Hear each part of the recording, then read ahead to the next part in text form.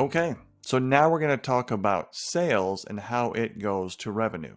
So remember we had in the last module this whole idea of revenue, expenses, profit. Okay, we're building that whole big structure. Remember we got this whole big structure like this. Okay, we're now going to be going from this sales component to the revenue. How do we connect those two? And so we have right here the very first, there's one of two paths that sales can wind up as revenue. The customer comes in, they buy whatever it is that we're selling, and they pay us, we'll just call it cash. Cash, check, credit card, whatever. It's money, think of it this way, coming across the counter to us. It's paid for. Okay, that's revenue that has come in today from a work that we did today. Okay, now, what about this? We could also have this other path where we have financing that's been extended to the patient or customer. We're a dental office, so obviously we're going to say patient. That means customer, same thing. Then we also are going to be posting insurance. So we're basically taking this patient's procedure. Let's just say it's $1,000 procedure.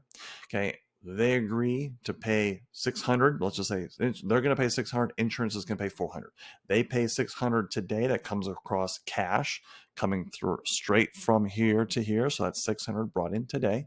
But then there's 400 that's out there waiting to be brought in from insurance. Okay. And so when the insurance money arrives, and that kind of comes down to the revenue part, and that's where we finally get the revenue that we then go off to pay our expenses and wind up with a profit. But we can also have something where maybe the insurance doesn't pay, or maybe we extended terms to the patient and say, hey, patient, why don't you go ahead and you can pay us out 3 payments? Okay, well, just take your treatment, take your portion of it, we'll divide up into 3 payments, and let's get started today with the first payment. They make the first payment, but then they don't make the second or third payment. Okay, now what about that?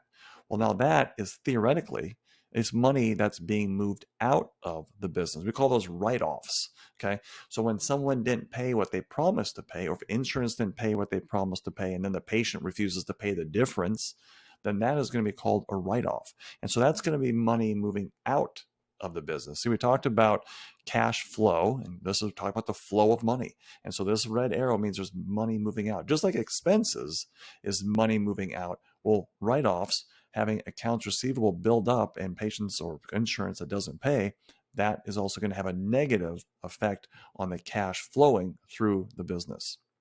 Up next, we're going to be talking about generating sales.